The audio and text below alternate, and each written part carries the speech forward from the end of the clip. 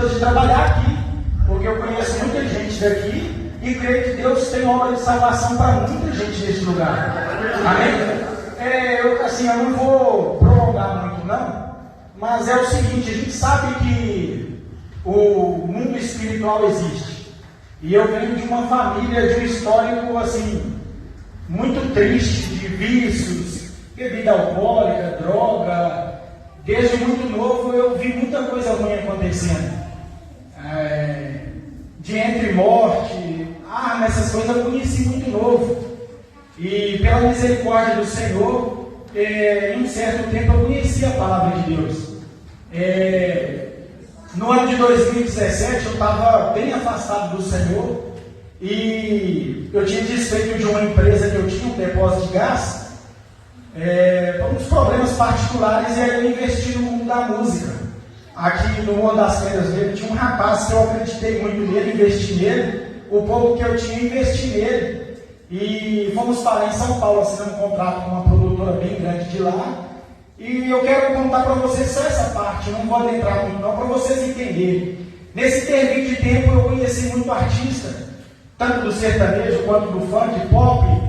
E eu vou garantir para vocês uma coisa: entre banquetes, balada, tudo que você imaginar que tem nesse mundo podre, eu participei. E tinha momentos que eu tinha uma grande tristeza no meu coração.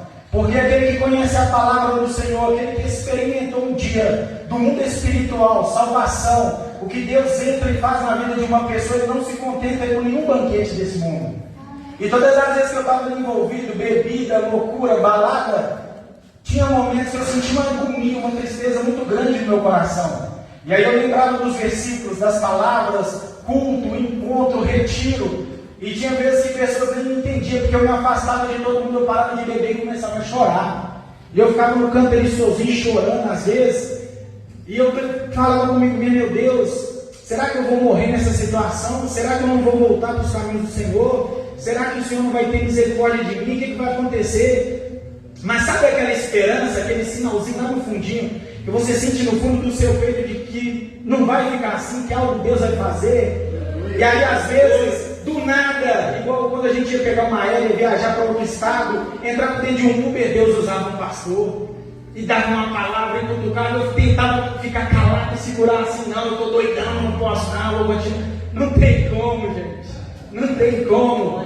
E aí, nesse caminhada, nesse intervalo de tempo, eu já estava namorando com a minha esposa. E aí, graças a Deus, eu tenho uma virtude dentro de mim. Eu não consigo mentir para as pessoas ao meu redor. Eu não consigo mentir para mim mesmo. Eu aprendi com a minha mãe que o pior vilão que existe na face da terra é aquele que engana a si mesmo.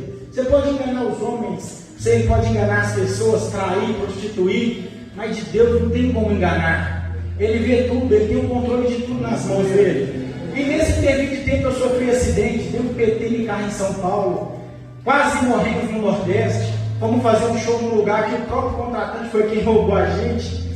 E eu tenho o costume de dizer o seguinte: no Nordeste é muito terrível, cara, porque o pessoal é um pessoal muito sofrido, e quando eles têm que resolver alguma coisa, se não tiver arma, vai na faca. E eles tentaram matar a gente lá, tivemos que correr para dentro de uma casa, e eu falei: Deus, o que eu estou fazendo nesse lugar? E aí, assim, a minha esposa orando muito, ela não estava firme ainda com o Senhor, mas ela não deixava de congregar, de ir no culto, de falar comigo, de firmar com Jesus. E aí eu fui pegando alguns conselhos dela, e ainda bebendo dentro de casa, comecei a afastar de turma, e aquela luta, aquela guerra, e aí eu comecei a ter força. E aí eu comecei a buscar também, sabe, tirar uns momentos na madrugada: Deus, eu preciso. Eu quero dizer para vocês o seguinte: por mais que pareça que está difícil, por mais que pareça que o abismo está fundo, que a cova está funda e você não consegue sair, ora 10 minutos, lê um versículo, ouve quem está perto de você, que te dá uma palavra, que te ama, que quer o seu bem. Dá pelo menos 10 minutos. O que eu comecei a fazer no início? Ir no culto uma vez por semana. Falei: Deus, o Senhor tem algo para fazer na minha vida? Uma vez por semana. Mas não é fácil. A gente sabe que quando você começa a caminhar, você está todo podre no pecado, distante de Deus. Você ouve palavras ali e no início te ferem, mas é verdade, bate em você.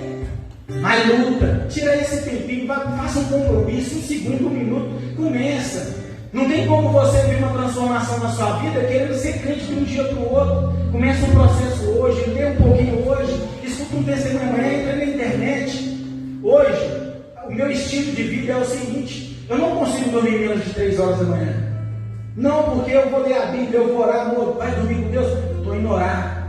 Porque se tornou um hábito. Distanciar das pessoas do meu passado virou um hábito.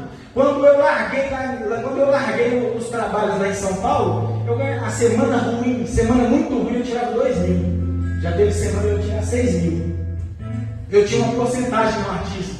Eu abandonei tudo, sabe por quê? O vazio não se completava. O dinheiro não pagava, era uma alegria momentânea. E aí eu digo para vocês, eu tenho certeza absoluta que valeu a pena. E se eu vim contar uma historinha, hoje eu estou melhor do que antes financeiramente, não tem como. A gente sabe que a gente prega para as pessoas, fala que Deus vai fazer, vai acontecer, mas Deus opera algumas coisas na vida da pessoa para ele não desanimar. O projeto maior de Deus na nossa vida é a salvação. O que ele der, o que vier é lucro. Por isso que a gente vê um evangelho barato em alguns púlpitos aqui, eu não vejo isso, graças a Deus. Mas a gente vê um evangelho barato de pessoas prometendo, Deus vai te abençoar, vai te honrar, carro, casa. Isso aí é se vier é lucro. Se vier é lucro. Antes disso, vamos buscar a salvação, a vida eterna. Esse é o principal. As outras coisas não serão acrescentadas. E eu vou falar para vocês, de tudo que eu já passei, de tudo que eu vivi, foi a misericórdia do Senhor. Eu vi gente correndo na beirada do palco, assim, ó, em evento lá em São Paulo. Bêbado, ruim, na beirada do palco, tomando conta da imagem do artista. Aconteceu um montinho, aquele tanto de tiro. E quantas vezes a gente vê isso acontecer aqui, gente? Quantos jovens, quantas vidas não é ceifado por falta de ouvir a palavra de Deus, por causa de falta de ouvir uma mãe, um pai, alguém que conhece a Deus, que anda com Deus. Então, só para encerrar, a única coisa que eu quero dizer é o seguinte: esse familiar seu que está perdido aí, é ele que Deus quer. Aleluia. Tem muito testemunho, tem cristão igual o pastor Roberto, igual os irmãos com muitos anos na caminhada.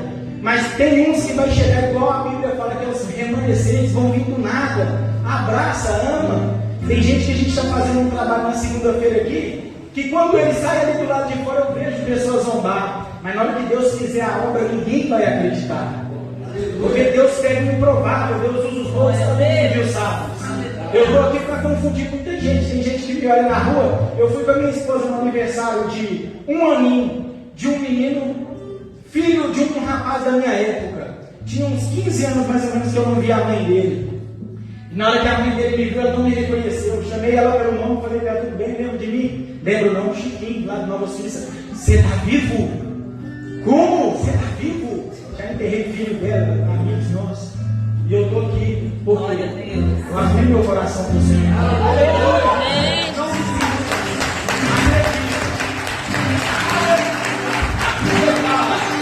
A palavra do Senhor diz que aonde abundou o pecado, superabundou a graça de Deus. Mas nós, como cristãos, que dizemos que servimos a Deus, a gente tem que ter mais do que eles. A gente tem que lutar mais do que eles, porque eles estão fracos, precisando de ajuda. Como ouvirão se não há quem pregue? Como converterão se não tiver quem vai lá e leva a palavra?